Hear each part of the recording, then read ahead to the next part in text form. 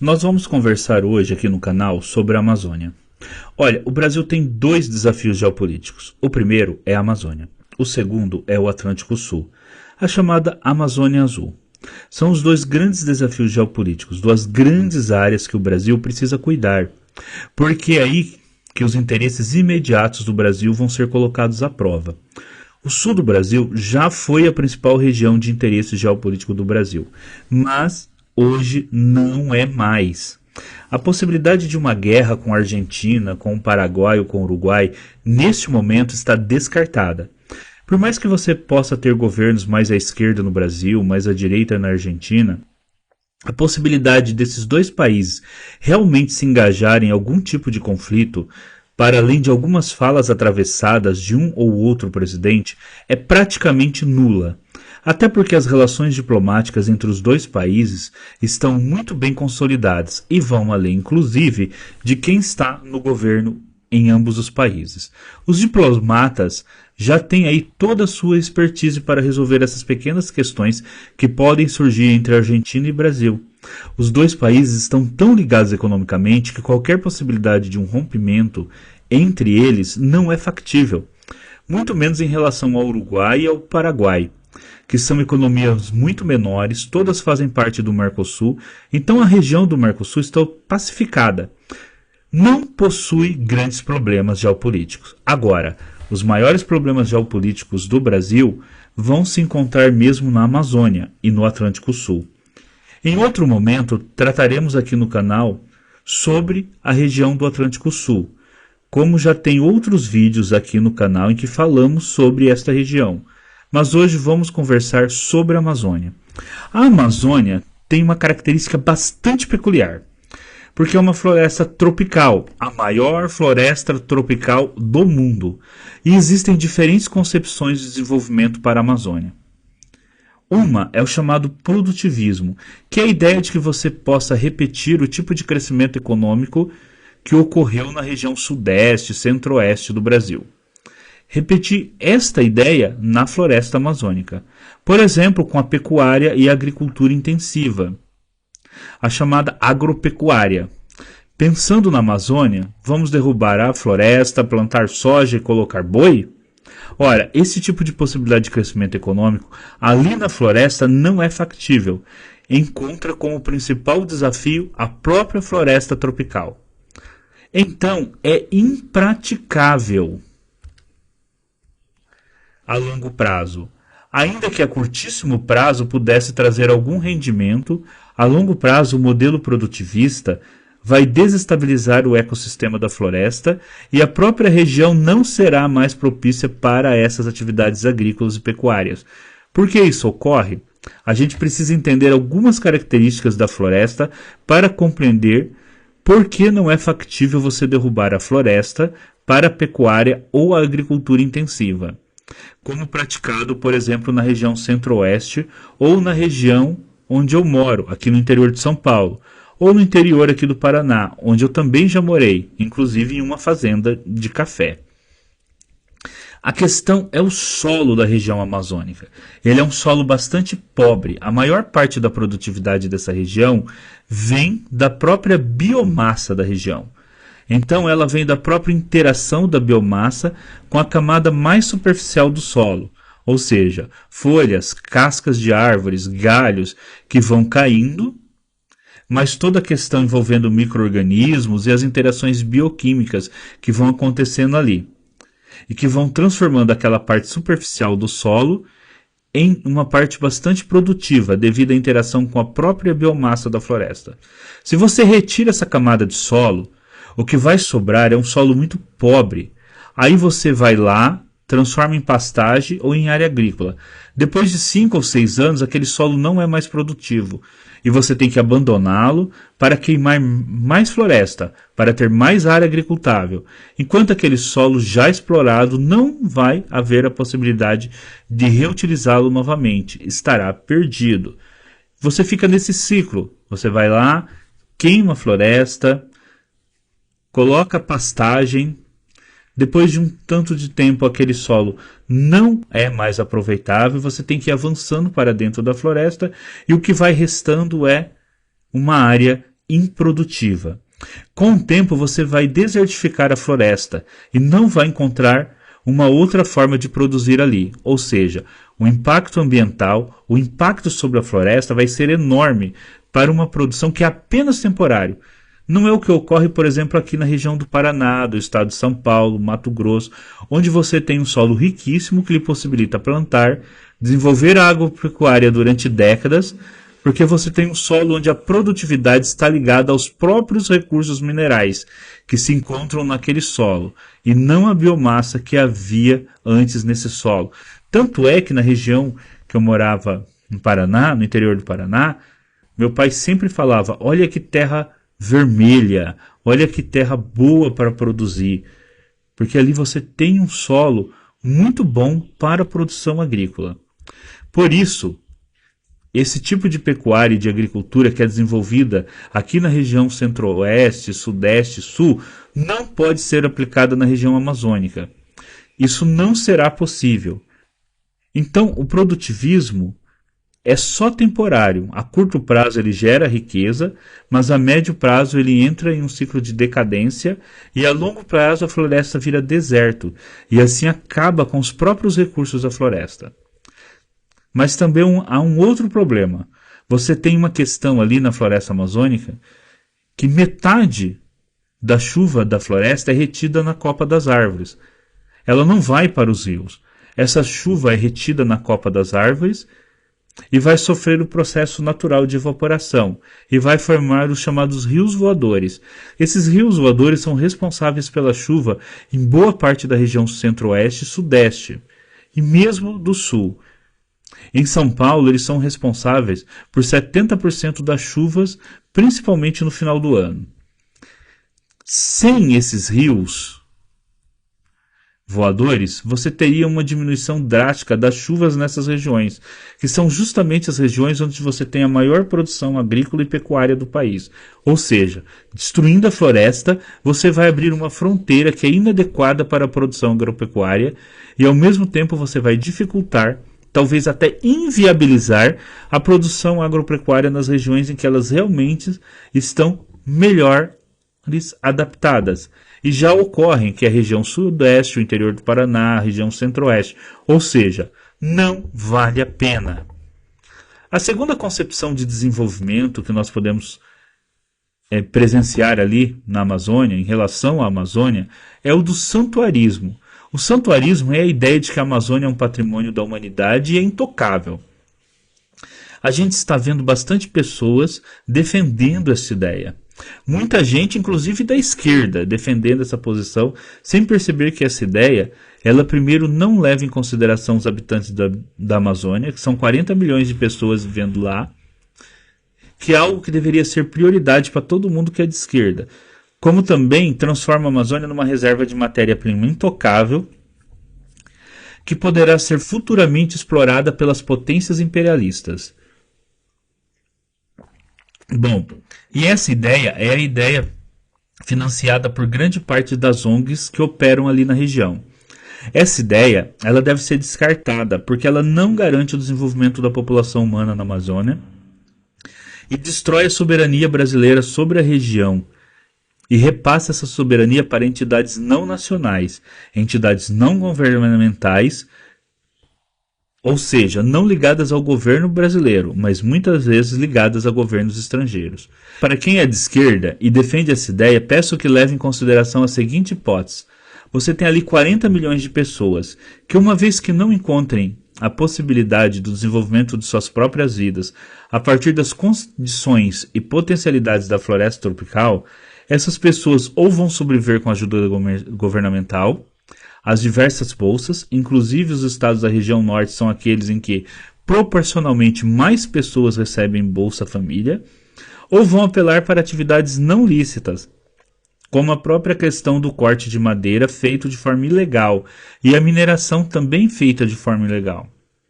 Não é à toa que hoje na Amazônia, um dos grandes problemas é o crime organizado, e é uma das maiores entidades que desafia a soberania dos estados hoje no mundo, é justamente o crime organizado. Não só no Brasil, mas em diversos países. A gente vê como vários estados nacionais estão tendo problemas com o crime organizado. como por exemplo o México, que tem problemas ainda muito maiores que o nosso. Ou seja, na política, assim como na natureza, não existem espaços vazios. Esses espaços são ocupados. Se o governo brasileiro não está ali presente, agindo, outras entidades vão agir, sejam entidades estrangeiras, seja o crime organizado. É necessário criar um modelo de desenvolvimento para os habitantes daquela região que leve em consideração as condições e potencialidades da floresta tropical, e não simplesmente entrar com essa perspectiva que seja possível transformar a região em um santuário. Até porque a Amazônia tem 40 milhões de pessoas. Já não é um santuário, não é a Antártida, onde você não tem ninguém. Então você pode transformar em um santuário do mundo. Lá, a Antártida, não a Amazônia. A ideia santuarista, a ideia de um santuário amazônico, na verdade, é uma entrega da Amazônia a potências estrangeiras e o abandono da sua população. E como nós temos esse viés aqui no canal, soberanista, nacionalista, nós não podemos admitir que esta seja a saída para a Amazônia. Uma outra possibilidade é o desenvolvimento sustentável a partir das condições e potencialidades da floresta tropical. Para um desenvolvimento sustentável da Amazônia, nós temos que levar em consideração várias possibilidades. O corte seletivo e manejo das árvores, que possibilite o aproveitamento de grande quantidade de madeira que a floresta pode produzir, mas mantendo a biodiversidade. Inclusive em regiões onde já foi desmatado, você pode plantar novamente árvores, por exemplo, como a palmeira, da onde você pode extrair depois o óleo vegetal. Você também deve reforçar e criar reservas extrativistas, onde elas sejam adequadas e estejam de acordo com as condições de vida da população, utilizar o potencial hidroenergético da região. E ainda que hidrelétricas também provoquem impacto ambiental, esses são muito menores do que a pecuária, por exemplo. Em relação à proteína animal, podemos perguntar: dá para produzir proteína animal na Amazônia? Claro que sim. Peixes. Lá tem peixe que pesa 200, 300 quilos ou mais. Esse recurso pode transformar a região na amazônica na maior produtora de proteína animal do Brasil. Só que não de carne bovina, mas de peixe, que pode ser cultivados em tanques ou em outras áreas, e depois ser exportados. Eu lembro, por exemplo, de ter assistido uma reportagem uma vez que mostrava a criação de tartarugas em gaiolas, em tanques, dentro do rio, para serem vendidas para restaurantes. Tartaruga que também é uma proteína animal. Então é uma possibilidade também. Existe toda uma rica biodiversidade a ser utilizada. Fragrância, fibras, resinas, plantas ornamentais, mel, cascas, sementes. E para isso o Brasil precisa fazer um alto investimento em biotecnologia.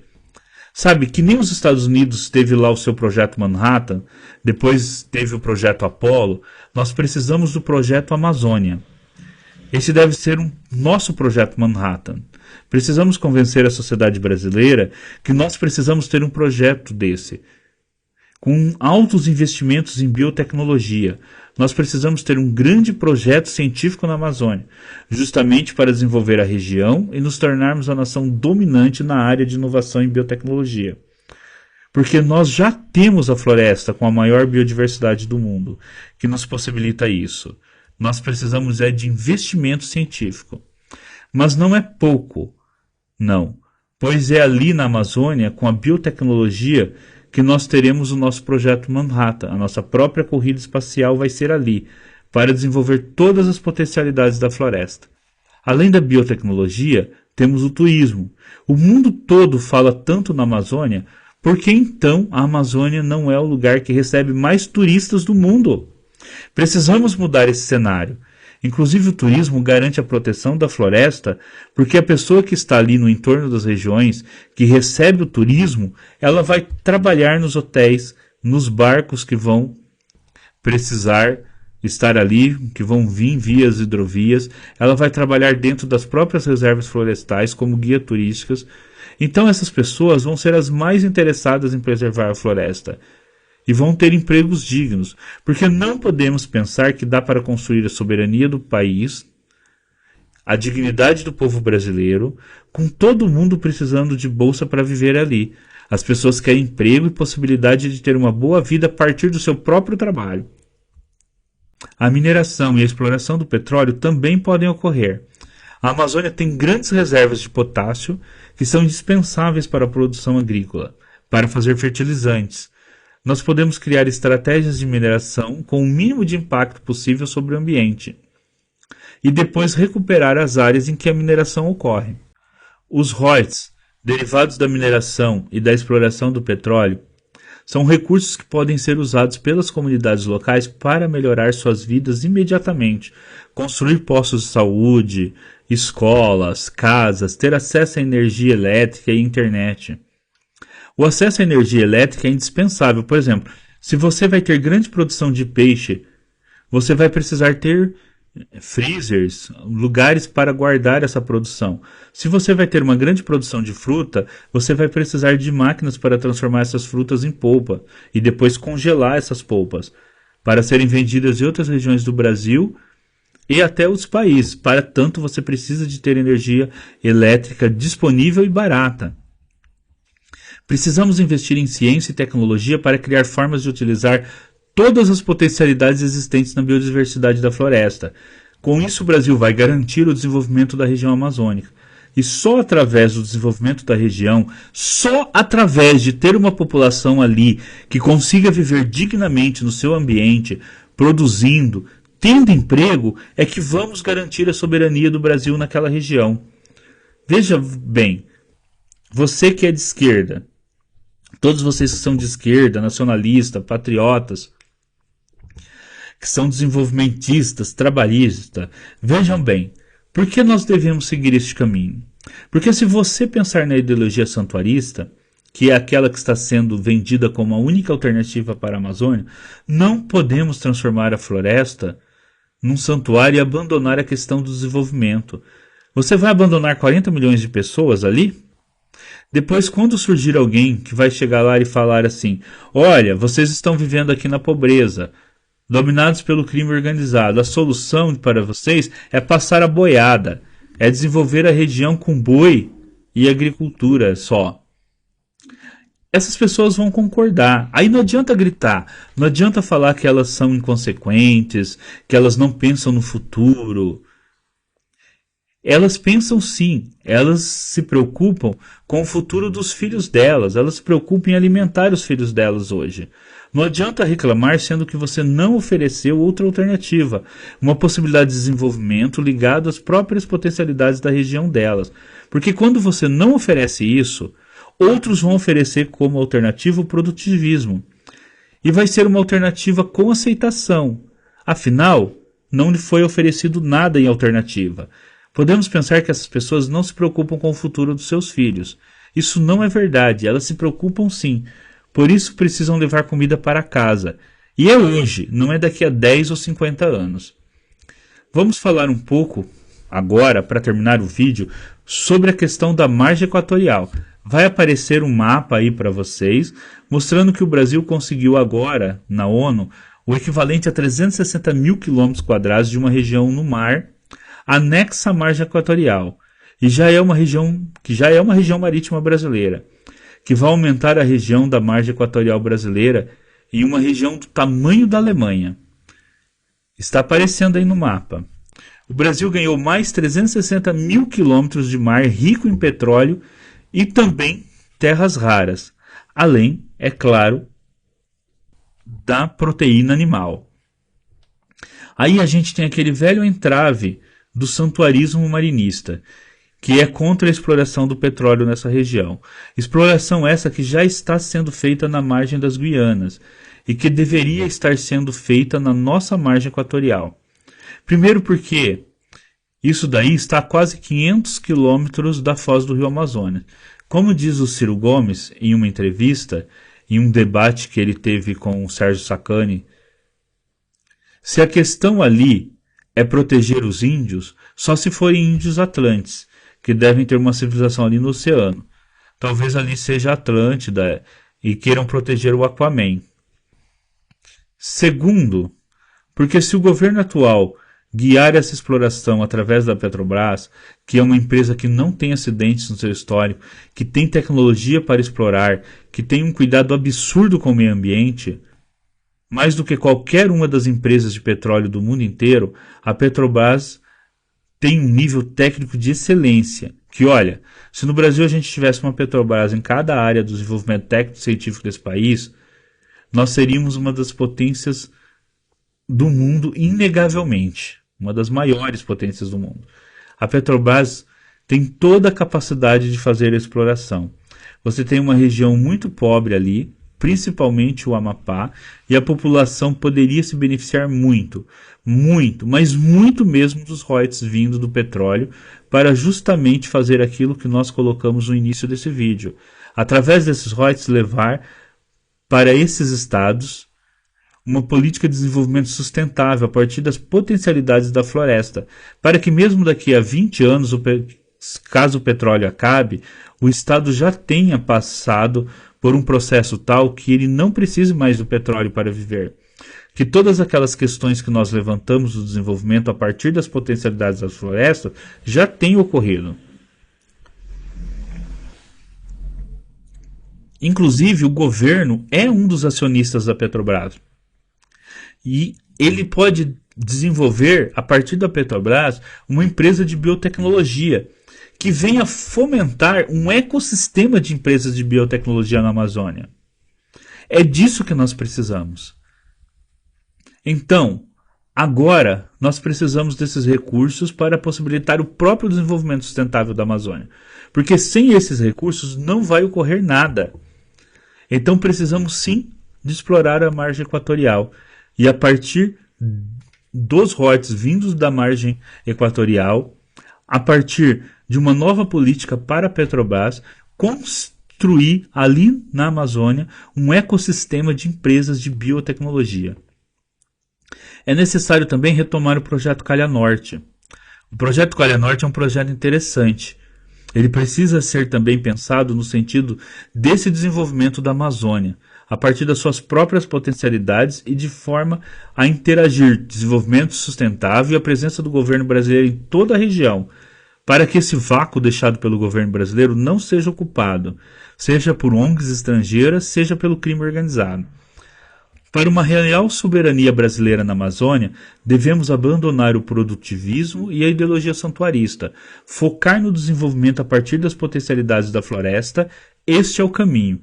Um caminho que protege a floresta ao construir uma interdependência, uma simbiose entre homem e floresta, em que um não vive sem o outro. Pessoal, antes da gente encerrar esse vídeo, eu quero fazer algumas recomendações bibliográficas. A primeira é desse livro aqui, Ensaios Brasileiros, do César Benjamin, da editora Contraponto.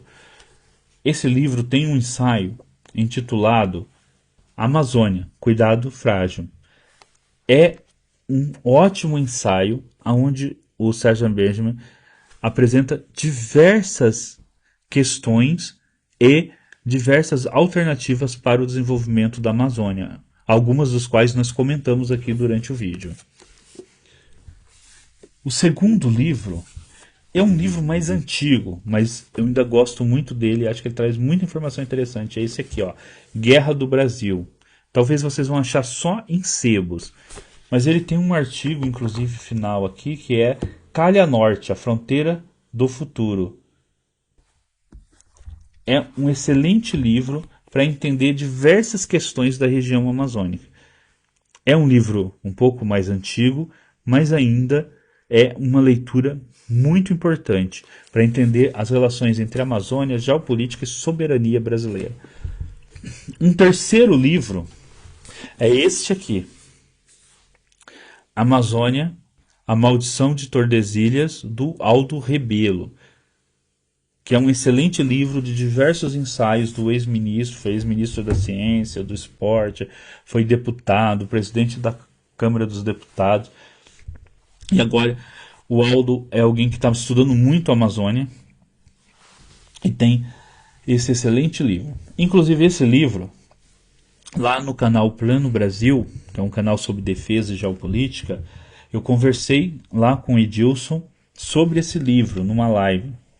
Eu vou deixar aqui para vocês, vai aparecer aí nos cards para vocês poderem depois assistir essa live. É um livro muito bom que eu recomendo a leitura. Outras bibliografias que nós utilizamos para os estudos que apresentamos aqui nesse vídeo vão estar aí na descrição do vídeo. Tá? Então, pessoal, é isso. Eu quero deixar essa reflexão com vocês aqui, porque existem alternativas para o desenvolvimento da Amazônia. Existe uma alternativa a partir da exploração das riquezas da própria floresta. Eu espero que tenham gostado desse vídeo, e o que eu quero aqui deixar como contribuição para as discussões sobre a Amazônia é que existe a possibilidade de um desenvolvimento na região a partir das suas próprias potencialidades. Um desenvolvimento realmente sustentável, que leve em consideração a floresta e o ser humano, e mantenha a soberania brasileira sobre a região inquestionável. Porque não tenham, porque podem ter certeza, a soberania brasileira pode vir a ser questionada. A gente está vendo aí no mundo todo um novo surto de expansões, inclusive de expansão territorial. Nós estamos vendo aí, por exemplo, Donald Trump falando da possibilidade de ocupar a Groenlândia à revelia de um aliado que é membro da OTAN, que é a Dinamarca. Então não pensem que a Amazônia, que é um território rico em terras raras, em petróleo, em água, em biodiversidade, não poderá se tornar objeto de cobiça desses países. Já é. E que eventualmente poderão querer transformar a Amazônia em um território seu. Por isso precisamos estar preparados. Precisamos garantir a nossa soberania. E nada garante mais a soberania do que o desenvolvimento de uma região. Mas o desenvolvimento de acordo com as potencialidades daquela região. Ok? Olha, gostaram do vídeo? Deixem um like, compartilhem. Também comentem. É muito importante que vocês comentem no vídeo, que a gente estabeleça esse diálogo, que a gente transforme o canal em um local de dialogar e de debater essas questões. Se há outras questões que vocês gostariam que eu abordasse aqui no canal, também comentem e deixem seus comentários aí que eu abordarei essas outras questões.